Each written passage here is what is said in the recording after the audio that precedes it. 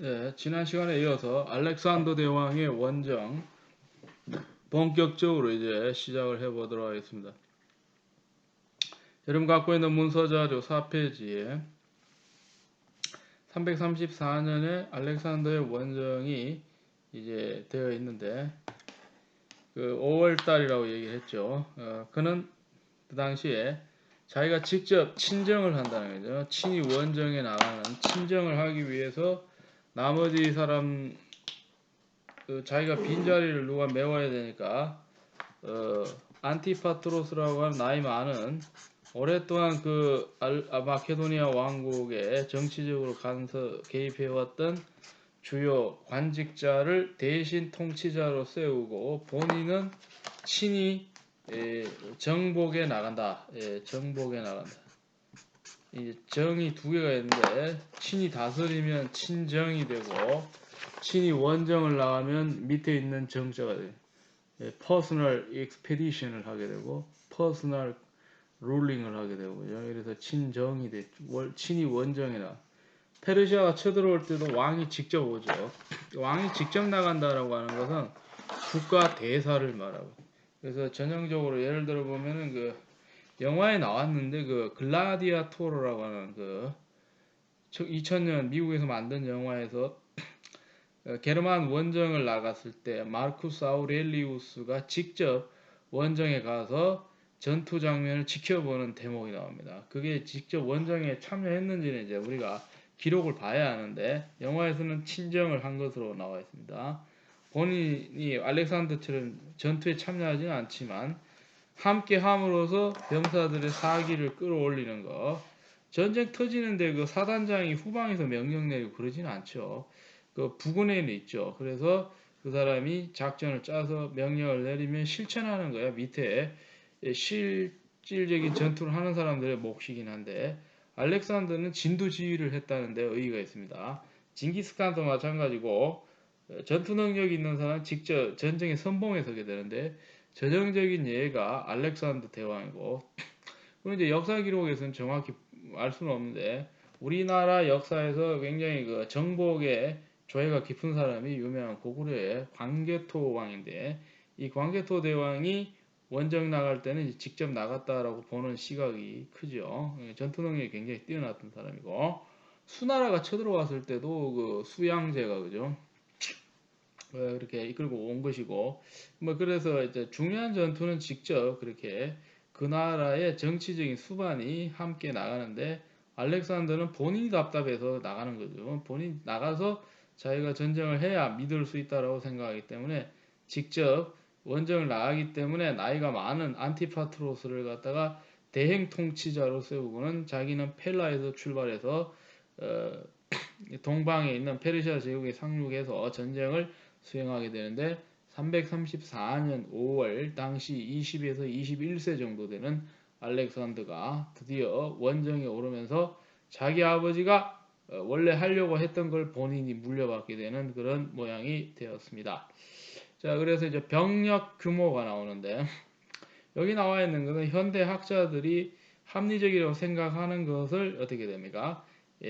추산한 것이고 헤로도투스가 아니고 다른 어떤 좀 과장된 기록은 좀 믿기가 힘들겠죠, 그죠?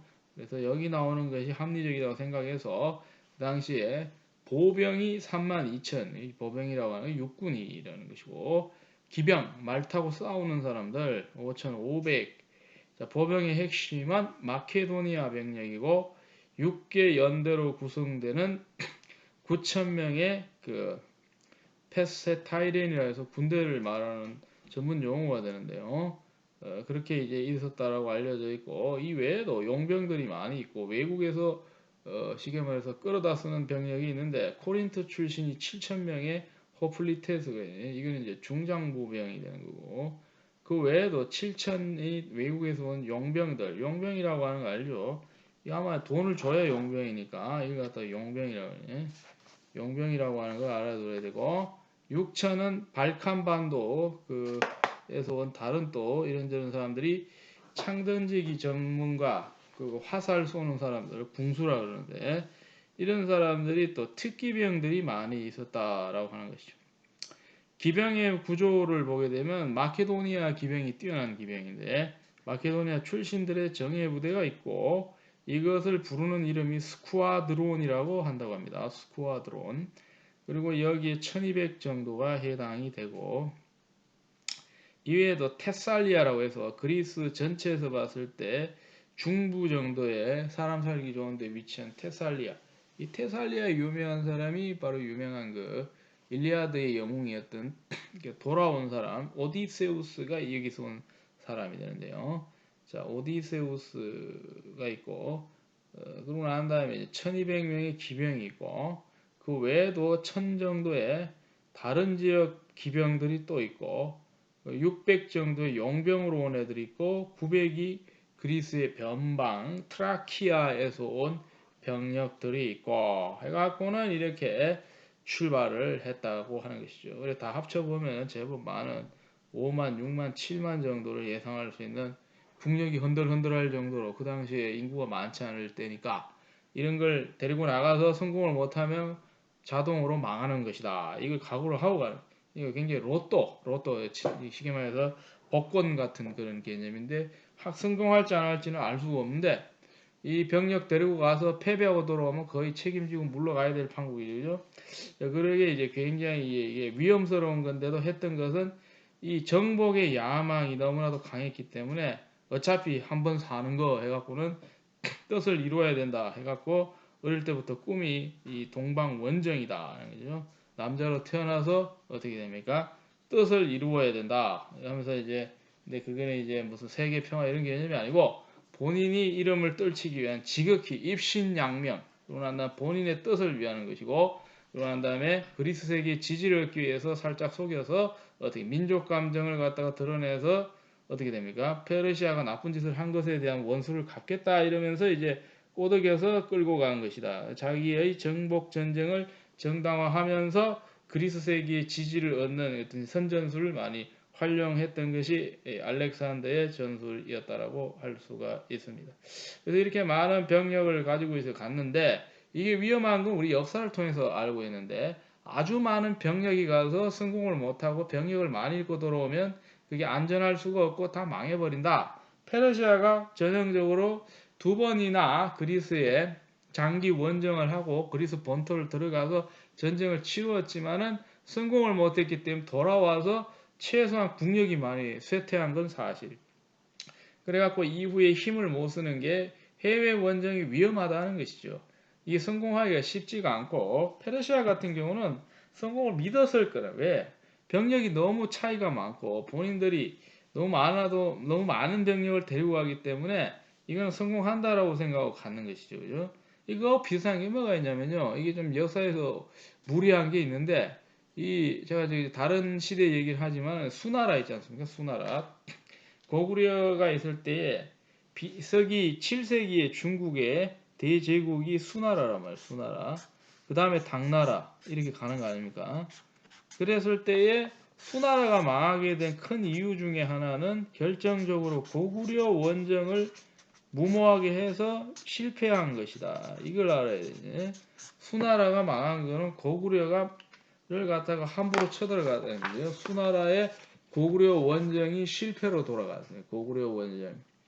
600년대에 고구려 마지막 시기인데 이 당시에 이제 고구려를 갖다가 얕잡아 본 건 아닌데 확실히 이기기 위해서 어마어마하게 많은 병력을 정사에서 얘기하기를 113만 대군이다. 그걸 믿는다 그러면 믿을 수밖에 없는 게 수나라의 정사에 이렇게 나오죠. 그리고 고구려도 막아내는 데는 뭐 그만큼은 없어도 수십만 명은 병력을 갖고 있었기 때문에 확실히 이기기 위해서 압도적으로 많이 데려가려면 1, 20만 명 많아서는 안 되고요.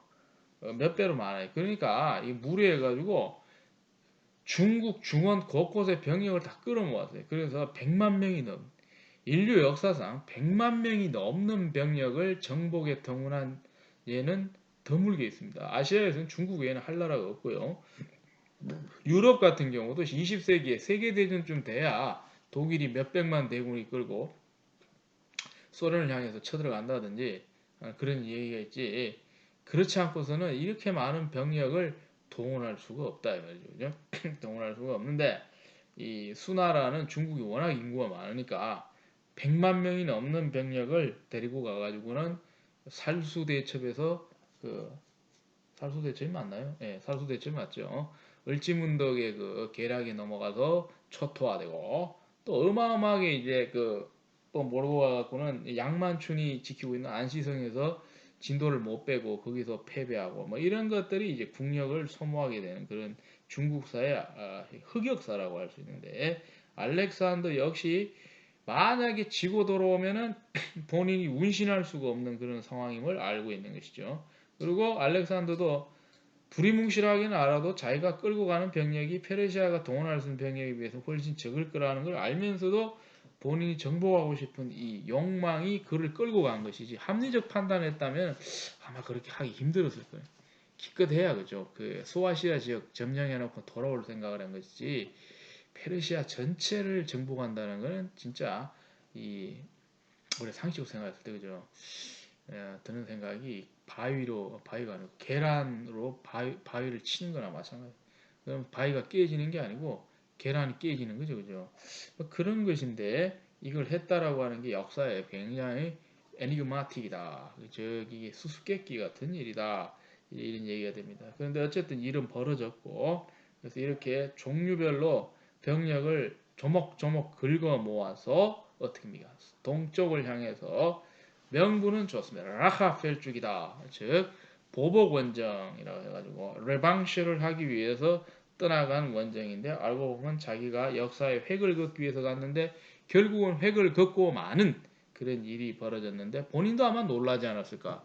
그렇게 그 큰 나라를 어떻게 됩니까? 그 정복할 줄은 본인도 확신은 못했을 터인데 어떻게 하다가 보니까 이 페르시아를 무너뜨리고 그리스 역사에 획을 긋는 그런 인류 역사상 가장 그 전쟁이 있어서는 최고 영웅이 되고 말았는데 알렉산더의 이름을 세우고 돌아온 그런 일이 되었습니다. 자, 그래서 그 밑에 이제 전투를 어떻게 시행을 하는 것인가 이걸 얘기를 하면 일반적인 전투에서 지휘체계는 두 사람이 나누어서 하게 되는데 선봉부대는 알렉산더가 진두지휘하는 전방부대를 이끌고 나가는 체제 그리고 그와 함께 나이가 많은 파르메니온이라고 하는 장군이 있는데 이는 이제 자기 아버지인 필립 시대 때부터 끊임없이 오랫동안 전쟁에 나가서 경험이 많은 사람이죠. 이 사람을 후방에 맡기고 전 후방을 나누어서 통치하는 이원 체제로서 전쟁을 수행했다라고 하는 것이죠. 공격선과 방어선의 이원 체제가 알렉산더와 파르메니온 간에 이제 벌어지게 된, 즉 나누어지게 되는 그런 방식을 취했다. 이렇게 얘기를 할 수가 있습니다. 그래서 출정이 나오게 되는데요. 헬레스폰트라고 제가 지도로서 보여줬는데 이 헬레스폰트를 넘음으로써 그래서 여러분들이 이제 PPT를 보게 되면은 23번이 보면 알렉산더 원정무라고 하는 게 나오는데요. 여기 보면은 화살표를 보면 이렇게 갔다는 화살표에서 어떻게 보시냐면은 그 그리스 본토는 녹색 표기로 되어져 있죠. 그죠?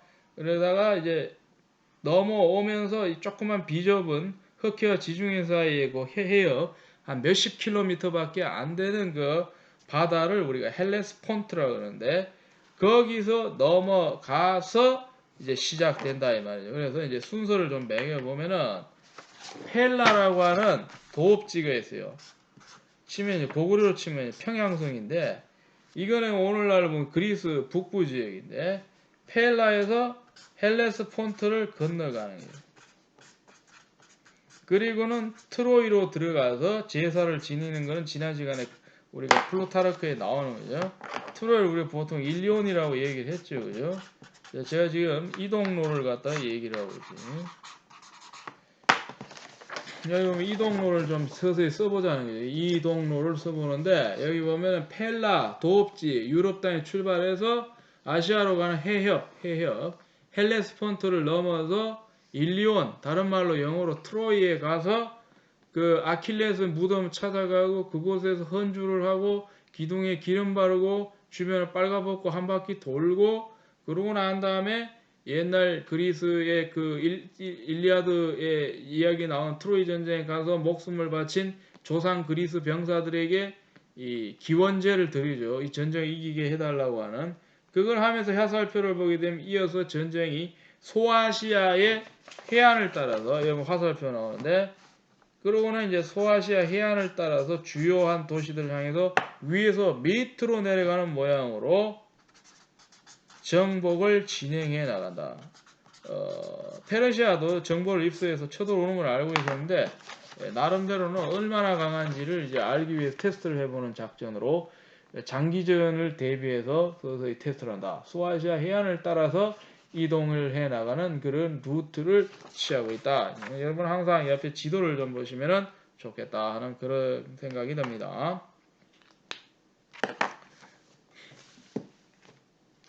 그래서 헬레스폰트를 넘음으로써 계시된 이것은 어떤 의미가 있냐면은 예전에 이쪽으로 쳐들어왔던 게 2차 침공 480년에 다리우스의 아들이었던 크세렉세스의 침공로가 위치로 보면 같은데 그 사람은 페르시아에서 그리스로 넘어왔고 방향만 다를 뿐이지 헬레스폰트로 서로 넘어간 건 사실이죠. 그죠? 그래서 이제 그걸 흉내 내는 거죠. 너희가 온 대로 갚아주겠다. 그래야 뭐가 성립이 돼요. 이론적으로 라카펠쭉, 보복 원정이라고 하는 것을 쳐들어가는 그리스인들에게 심어줘야 되죠. 그래서 전쟁의 사기를 끌어올려야 되기 때문에 그걸 의도적으로 의식하는 지극히 폴리티컬한 작전으로 볼 수가 있다. 그는 우선 신에게 번제를 바치고 역사적인 아시아 땅으로 상륙하게 되었다. 자, 그래서 이제 포세이돈이라고 바다의 신이죠, 그죠? 바다의 신 포세이돈에게 이제 제물을 갖다 바치고 배에서 그는 창을 육지를 향해 던지는 상징적인 그죠?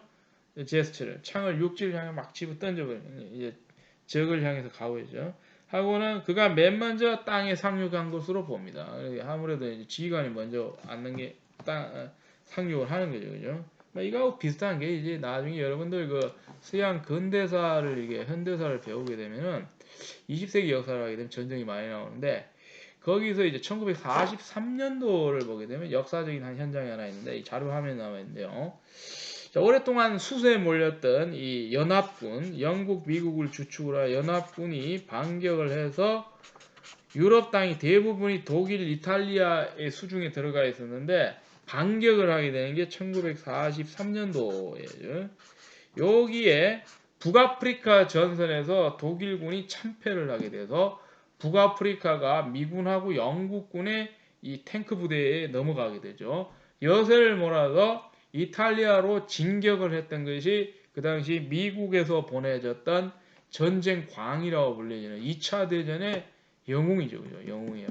조지 패턴이라는 사람이 어디를 상륙하냐면은 북아프리카에서 이렇게 바다를 건너갈 때 가까이 나타난 유럽에 속한 그 어떤 지역이 바로 오늘날 우리가 잘 알고 있는 이탈리아의 시실리, 뭐 정확한 말은 시칠리아, 그죠? 영어로는 시실리, 마피아의 소굴이라고 그러죠. 마피아의 소굴. 시실리에 상륙할 때에 이 사람이 이 뭡니까? 군화를 신고 바닷물에다가 이제 발을 담그고 상륙하는 장면이 이렇게 포착이 돼갖고 사진이 찍고 있죠, 그죠? 그런 느낌이 많이 나는데, 자, 다시 본문으로 돌아와서 알렉산더가 이제 아시아 땅에 상륙을 하는데 역사적인 첫 스텝을 누가 밟는다? 지휘관이 밟는다 하는 그런 얘기가 되겠죠. 그래서 지금도 보면 그런 것이 굉장히 강한 것이 뭐 역사적으로 처음으로 어떤 땅에 갈 때 항상 그 우리나라 사람도 그렇지만은 그 땅에 갈 때 처음으로 그 땅에 대놓고 키스를 합니다. 역사적으로 내가 왔다. 저도 이런 생각이 드는데 아마 콜럼부스도 아마 그랬을 것 같아요. 1492년도에 그가 아마도 기록으로는 최초인데 역사적인 그 신대륙에 간데 어떤 섬입니다. 지금까지도 이름이 아주 굉장히 독특한 이름인데 그 이제 서인도 제도에 있는 그 어떤 섬이에요. 그러면 섬에 이제 드디어 고생해서 죽을 고비 넘기고 말로만 믿던 이 신대륙의 첫 그 상륙을 해갖고 발을 디디게 됐어요. 배에서 나올 때 그 감격의 눈물이 대단했어요. 그래서 아마 그 땅을 대놓고 이 땅에 키스를 했다라고 저는 생각이 되는데 그런 감격적인 순간 왜? 이게 달리 감격이 아니고 이 알렉산더 좀 이기적인데 자기가 영웅이 되기 위한 첫 발자국을 적지에서 이제 딛는 거죠. 지금까지 배 타고 건너왔는데 그래 갖고는 이제 아마 역사적인 첫 상륙을 하면서 제법 고무되었을 것이다. 스스로 이제 자기한테 흥분했을 거거든요. 드디어 나는 정복하러 왔다 뭐 이렇게 생각을 하고 있지 않았는가 이런 생각을 하게 됩니다. 그러고는 이제 여기 보면 상징적인 제스처를 하고 땅에 상륙하고 이러면서 그죠?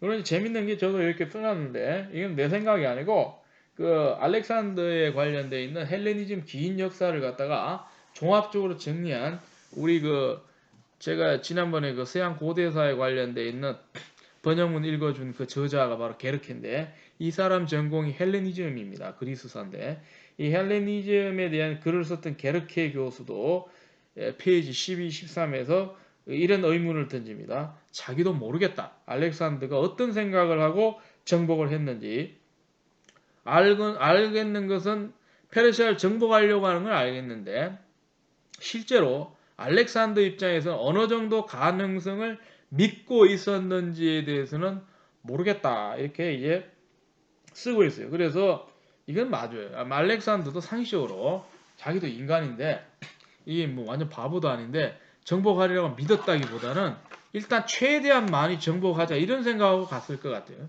병사들에게는 뭐 지구 끝까지 간다고 뻥을 쳤겠지만은 그렇지 않고 본인으로서는 자기도 한 번도 가본 적이 없는 땅이고 본인이 실척을 해서 개척을 한 것도 아니고 그냥 주소 듣고 가는데 큰 땅이라는 것밖에 모르죠. 얼마나 넓은지는 가봐야 하는데 그래갖고는 이제 아마 알았으면 안 갔을 수도 있어요. 굉장히 큰 땅이라는 걸 알았으면. 근데 그냥 가보니까 이제 모르는 게 중요합니다. 모르면 뭐든지 할 수 있어 사람은. 그 예전에도 그런 말을 했는데 그 어떤 사람이 그 독일의 어떤 신학생인데 말이죠. 본인이 워낙 그 호기심도 많고 궁금증도 많아가지고 할 수 있는 대로 다 해봤대요. 자기가 뭐 물자를 절약하기 위해서 뭐 한국에 들어가면은 주택을 뭐 전세나 아니면 집을 사서 가는 게 아니라 캠핑카에서 생활하겠다 해갖고는 미리 조사를 해가지고 발전기 끌어다 쓰는 거하고 수도 끌어다 쓰는 거 뭐 이런 거 연구해가지고 막 하면서 하는데 나중에 나한테 얘기를 하는데 하고 하다 보니까 모르는 게 너무 많이 드러나는데 진작에 알았으면 내가 안 했을 거라고 얘기를 하는 그런 얘기 들은 적이 있어요. 사람 모를 때 중요해요. 무식한 게 굉장히 중요합니다. 무식하면 업적이 나와요. 알면 계산해보고 아무것도 안 합니다. 우리에서 유학 가는 것도 수많은 사람 데이터 분석하면 못 갑니다. 걱정돼서 못 가는데 아무 생각 없으면 도전을 해서 가버리죠. 그죠? 굉장히. 군대도 우리가 군대 가서 제대할 때까지 어떤 일을 벌이는가 알면은 자원에서는 절대로 안 갑니다. 그게. 왜냐하면 사서 고생 안 하려는데 모르기 때문에 이 모험 정신이라고 하는 게 있는데 그래서 사람은 모르는 게 약이다 하는 게 정말 명언이다. 저는 그렇게 얘기를. 알렉산더도 가서 자기가 고생할 거라서만 안 가죠. 그죠? 그런데 그냥 미지의 세계에 대한 도전심. 이게 이제 미국에서는 프론티어십이라고 그러는데요. 변방을 개척해 나가는 그 재미로 나가는데 미국도 그 개척할 때 쉽게 한 건 아니죠. 전쟁해야 되고 목숨을 걸어야 되고 뭐 이런 일들이 있는데 자 그래가지고는 이제 무슨 얘기하다가 이제 자 그래서 이제 그가 어떻게 어느 정도로 이제 정복을 구체적으로 생각했는지에 대해서는 뭐 나오는 게 없어요. 본인이 일기 써놓고 간 것도 아니고 그래서 알 수가 없는데 아마 추측컨대 상식적으로 자기가 황당무계한 그 대제국인 이 인도 부근까지 정복하겠다는 확실한 신념을 갖고 있었다는 것은 저는 안 믿어지고 어쨌든 간에 이병력 몰아서 많이 밀어치면은 어마어마하게 영토를 획득한다 이런 생각하고 간 것 같아요. 그런데 결과가 너무 잘 나와갖고 빙고라고 할 수 있는데요. 120%에서 200%를 달성하고 돌아와 버렸다 말이죠. 자 그래서 이제 이때의 페르시아에서 생각할 수 있는 방어 전략은 어떤 것이었는가 하는 이걸 갖다가 한번 봐야 되는데 당시 페르시아는 소아시아에서 소요가 자꾸 일어나는 건 이오니아 지역 반란 얘기도 많이 했지만은 본토에서 가까운 곳에 반란 진압이 쉽고 가까이 있기 때문에 근데 엄청 많이 떨어진 데가 유럽 가까이 있는 이 소아시아 해안 지역인데 여기는 병력 보내면 시간도 많이 걸리고 또 이 사람들이 정치적 성향이 늘 변덕스럽기 때문에 이게 늘 페르시아로서는 근심거리이긴 하죠. 그리고 난 다음에 멀리 떨어진 이집트에서는 자꾸 멀리 떨어졌다는 이유로 자꾸 독립운동하니까 이런 골머리를 자꾸 앓고 있었던 것이 페르시아가 큰 제국을 다스리는 이 골치 아픈 점이 있다. 그래서 우리가 제국 연구할 때 잘 봐야 될 거는 페르시아가 그래도 대제국을 갖고 있었는데 그나마 오래 버틴 것이 굉장히 참고해 볼 만한 모델이 된다. 특히 로마 같은 경우는 대단하죠. 600년 정도를 그 대제국으로 존속을 했다는 거예요. 600에서 700년. 이건 정말 어마어마한 모델이죠. 인류사에 유례가 없는 대제국의 모델인데 아시리아도 대제국 해갖고는 100에서 200년이죠. 바빌로니아, 신바빌로니아 6, 70년, 7, 80년 정도. 페르시아 한 몇백 년 되는데 이 대제국이 이 건사한다라고 하는 것이 굉장히 어렵습니다. 대제국이 자 수많은 제국이 있어요. 아시리아 제국이 있고 페르시아 제국, 대제국, 신바빌로니아 제국이 있고 그러고 이제 이 페르시아를 집어삼킨 알렉산더의 제국이 이거는 곧바로 3분할에서 5분할 돼버려요. 알렉산더 죽고 나면 30년 내에. 그래서 이건 갈라져 버리기 때문에 이미 제국 되자마자 갈라진 것이 되죠. 그래서 갈라진 제국이라 그러지 대제국이 아니에요.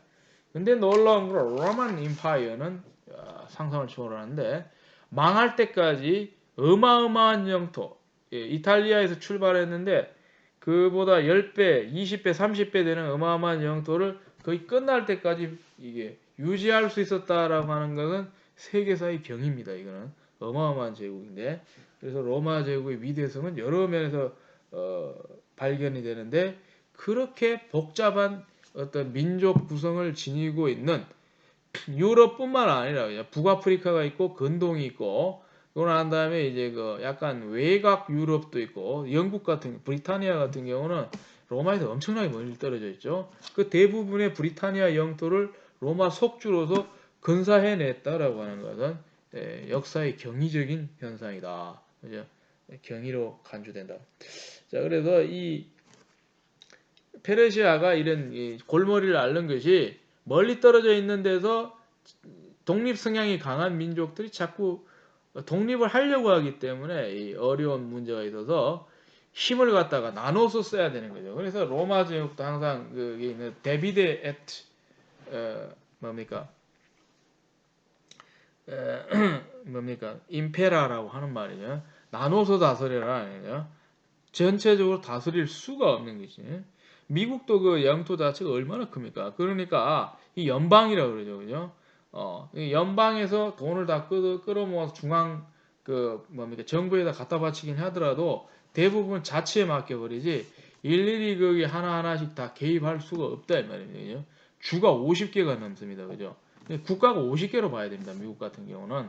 왜냐하면 그 하나가 독립해 나가도 그 인구가 어마어마하게 많은 것이니까.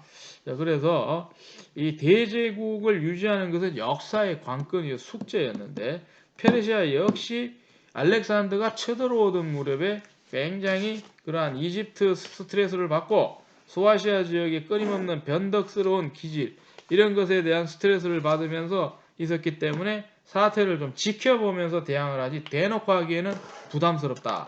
그리고 또 한 가지 대놓고 맞받아 치기가 그런 게 적을 알 수 없어요. 이 손자병법을 지피지기라. 근데 이게 안 된단 말입니다. 지피가 안 되는 그런 상황이에요. 항상 적을 모르는데 공격을 안 하죠, 여러분. 그걸 알아야 돼요. 적을 모르는 지피가 돼야 되네. 피라고 하는 상대방을 말하네. 상대방을 알고 나를 알면 백전백승인데 이 그리스라고 하는 피를 몰라요. 예? 소문으로 알지 데이터 분석이 안 되는 놈들이라는 거죠. 알렉산더 대왕이 싸움을 잘한다는데 싸워봐야 하는 거 아닙니까? 어떻게 싸우는지. 그러니까 경험적으로 축적된 지식이 없기 때문에 GP가 안 된단 말이에요. GP지기가 안 돼가지고 이 맞받아 치기가 힘들어서 다른 놈들을 통해서 쉽게 말해서 탐색전을 벌려야 되는데 아이디어를 하나 냈는데 마케도니아에 대해서 테스팅을 누가 하느냐? 로데스라고 하는 그 섬인데 말이죠. 그곳에 멤논이라고 하는 이름은 그리스 이름이에요. 근데 이 사람이 어떠냐? 페르시아 쪽으로 들러붙은 사람이에요. 정치적으로 아무래도 정치적 판단을 했을 때 실리를 따져보니까 페르시아 편이 되는 게 좋겠다 해갖고 페르시아 우방이 된 사람이 있는데 이 사람의 장점은 그리스계이기 때문에 그리스 쪽 정보를 잘 알고죠. 그러니까 서로가 도움이 되죠. 페르시아는 이 사람의 어떤 정보력이 필요하고 그런 다음에 페르시아는 도와주는 만큼 후사를 하면 되죠. 대접을 해주면 되니까 이해관계가 맞물려 가지고 멤논에게 병력을 준다든지 해갖고 한번 전투를 해봐라. 그러고 난 다음에 전면전 하면 이제 불리하니까 맵론이 얼마 갖고 있을 수는 없으니까 전쟁하는 척 하면서 자꾸 뒤를 쳐라. 이걸 뭡니까? 로기스틱을 건드려라. 아주 중요합니다. 제가 여러 번 병참이 중요하다고 많이 얘기를 하는데 로기스틱이라는 게 병참입니다. 로기스틱. 전쟁이든 로기스틱.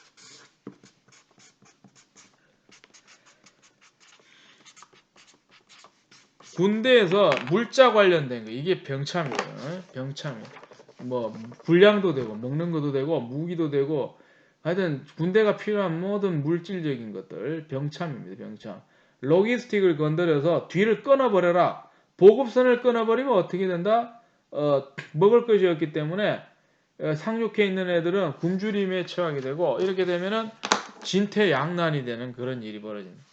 제가 얘기를 한 것처럼 임진왜란 때도 일본 애들이 초기에는 힘이 남아도 오니까 막 치고 올라가는데 결국은 어느 시점이 돼요. 이게 언제냐면은 우리나라 국토가 조금만 짧았으면 그게 불가능했는데 약간 남아있는데 뭐가 끊어졌다 그래요. 양식이 떡 떨어져 버렸어요. 양식이 떡 떨어지니까 일본 왜군들이 와갖고는 중간에 낙동강 오리알이 됐어요. 그리고 겨울은 다가오고 심지어는 명나라에서 원군이 와가지고 5만 대군인가요? 이호성이가 데리고 와갖고 압박 들어오지요.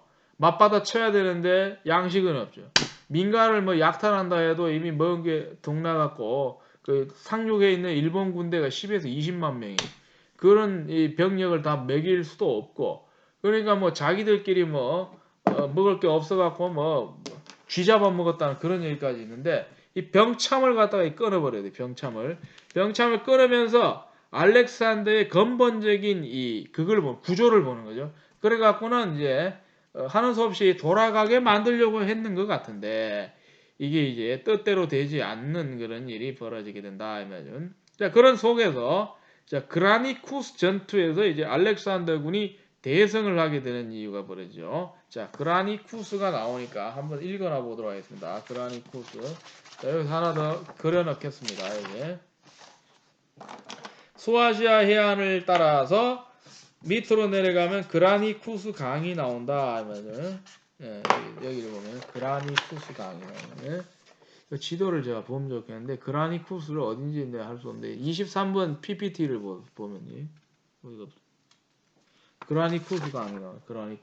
그라니쿠스 강에서 벌어진 거는 이 플루타르크의 기록에 나와 있는데요. 아주 그냥 독특하게 기록이 나와요.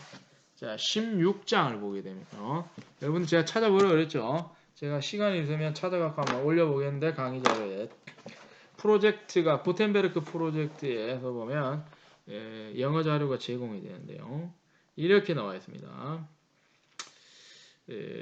Meanwhile, the generals of Darius had collected a large army and posted it at the passage of the river Granicus.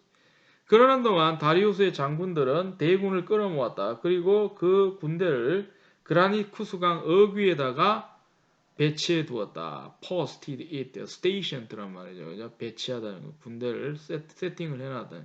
어떻게 왜 그러냐면은 그렇게 함으로써 결과적으로 이렇게 so that 나오죠. It was necessary for Alexander to fight a battle in order to effect so much as an entrance into Asia. 아시아로 들어오는 관문에서 쉽게 말해서 알렉산더가 어떻게 돼요? 아주 많은 그 효과를 거둘 수 있는 전투를 할 필요가 있었기 때문에 아마도 일로 들어올 거라고 생각을 하고는 병력을 거기다가 배치를 해요. Most of the Greek generals were alarmed at the depth and the uneven bed of the river and at the rugged and broken ground on the further bank, which they would have to mount in the face of the enemy. 자, 좀 복잡한 구문인데요. 그리스 장군들 대부분은 그 강의 깊이에 깜짝 놀랐고 불균등한 바닥의 강. 이 강이라고 하는 게 여러분 들어가 보면 알지만은 강도 종류가 많은 게 딱 이게 쑥 들어갔는데 걸어봤는데 평평한 강이 있어요. 밑바닥이. 근데 이게 들쑥날쑥한 강이 있는데 놀랍게도 이게 불균형한 강인 거예요. 그러니까 그걸 건너가려고 생각 겁나잖아요. 이게 예측이 안 어느 시점에 쑥 들어가 버리면 건너가지는 못하는데 알렉산더는 미쳐가지고는 무조건 건너가라 그러고 그래야 깜짝 놀랐다는 그런 얘기입니다. 35 죄송합니다. 자, 그래가지고 그래서 이제 그 강의 깊이하고 불균등한 바닥 때문에 이제 깜짝 놀랐고 그러고 난 다음에 이제 또 뭐에 놀랐냐면은 멀리 있는 저 두개에서는 거칠은 그리고 갈라진 지면 때문에 또 멀리 이제 올라가서 나중에 이제 저가고 이제 쳐들어가야 되는 그 목적이 되는 지점을 보니까 이건 또 거칠기도 하고 땅이 그러고 난 다음에 지면이 막 갈라져 있고 그러니까 별로 이렇게 전투를 하기에는 불편하기 짝이 없는 그런 지형을 지닌 곳에 지금 강을 건너야 되지 않나 강둑위에 가서 그런 이상한 땅바닥 위에서 싸워야 되지 않느냐 해가지고는 이제 놀라고 뭐 괴로워했다 이런 묘사가 이제 플루타르크의 기록에 나오는. 그런데 놀랍게도 그들은 적을 마주보고 지금 위로 올라가야만 했던 것이네. 이제 할 말 다 한 거예요. 적은 위에서 밑을 보고 있는데 알렉산더 명령을 받아 보니까 위에 있는 적이 내려다보고 있는데 그걸 맞서 싸우려고 올라가야 되는 형국이었다는 거죠. 참 굉장히 그 전쟁하기엔 불리한 그런 좀 황당한 짓을 지금 하고 있는 것이라는 그런 묘사예요. 얼마나 황당했는지는 뭐 그 시간이 없으니까 모르겠는데 플루타르크가 여러 가지 정보를 수집한 바에 의하면 알렉산더는 마치 좀 미션 임파서블을 하고 있는 것 같은 느낌이 들더라. 뭐 그런 얘기가 되는 것입니다. Small's rather religious group, bearing that Macedonian kings never made war during the months Daisius. 심지어는 이런 얘기, 종교적으로 찝찝한 개념도 있는데 뭐냐? 그러면 마케도니아 사람들이 다이시우스라고 하는 달이 있어요. 우리는 뭐 그냥 1월, 2월 이랬는데 그들은 이 숫자로 부르는 게 아니라 무슨 고유 명사가 있단 말이에요. 다이시우스라고 하는 달이 있는 동안에는 마세도니아 왕들이 결코 전쟁을 하지 않았던 관례를 갖다가 어떻게 돼요? 돌아본다는 거죠. 그래서 두려워하면서 종교적 양심의 가치를 느끼고 있었다 이런 얘기입니다. 이게. 그러니까 신성시대는 그런 특징이 있죠, 그죠? 뭐 이슬람도 여러분 알듯이 라마단 있잖아요. 라마단은 금식 기간이기 때문에 이때는 그들은 뭐도 안 하냐면 축구 경기도 안 한대. 그거 피해서 하고 그래요. 종교적으로 딱 있는데 유대인들도 확실하잖아요. 안식일이라 그래가지고 토요일 날인가요? 그때는 정말 아무것도 못질도 안 합니다. 노크도 안 해요. 노크도 이것도 노동이라고. 그래갖고 정말 아무것도 안 하고 무조건 고요하게 휴식을. 그런 날 만약에 직업 활동하면은 요즘에는 모르겠는데 옛날 같으면 사형도 합니다. 사형. 예. 그런데 그렇게 이제 그리스인들도 옛날 사람들이어서 종교적으로 이제 찝찝한 그런 시점이 있는데 그때 이런 전투를 하는 우리 지휘관님 알렉산더 이상하다 이런 생각을 했다는 것이죠. 자 어쨌든 간에 전쟁을 피할 수 없는 것이고 그러니까 알렉산더가 뭐라 하냐면 이제 굉장히 재밌는 말인데 전쟁을 위해서 모든 걸 정당화하는 거예요. Alexander said that this could be easily remedied and ordered that the second month in the Macedonian calendar should henceforth be called Artemisium 뭐 이러면서 이제 약간 즉흥적으로 이제 말을 했는데 알렉산더는 이에 대해서 답변하기를 이것은 쉽게 변경될 수 있다라고 말했다는 거죠. 그리고 명령을 내려가지고 마케도니아 달력에서 두 번째 딸 이름을 아르테미시움이라고 바꿔 부르기 시작해요. 그러니까 이제 전쟁을 할 수 있도록 기술적으로 변경을 줬다. 뭐 이런 얘기가 되죠. 그러니까 알렉산더 굉장히 임기응변이 강한 사람이고 자기 뜻을 위해서라면 이렇게 종교적 관례 정도도 바꿀 수 있어요. 델피에 갔을 때도 그 황당하게 그 아무나 그렇게 못하는데 여사제가 지금 불법이다고 지금은 이 전쟁에 대해서 신탁을 내릴 수 없다는데도 끌고 나와서 빨리 말해 이렇게 할 정도로 굉장히 만만치 않은 그런 기질의 사람이었다. 목적을 위해서는 수단과 방법을 가리지 않는 그런 사람이다 이렇게 볼 수가 있는 거죠. When Parmenio besought him not to risk a battle as the season was far advanced, he said that Hellespont would blush for shame if he crossed it, and then feared to cross the Granicus. 그런 다음에 쭉 나오는데요. 뭐라고 얘기를 하냐니까요. 파르메니온이 이제 그 알렉산더 부대에서 넘버 2입니다. 서열 2인데 백전노장이 알렉산더에게 뭐 섣불리 전쟁을 하지 맙시다라고 얘기를 하니까 아무래도 계절상 너무 계절이 나아가 버렸다. 이게 뭔 말이냐면요.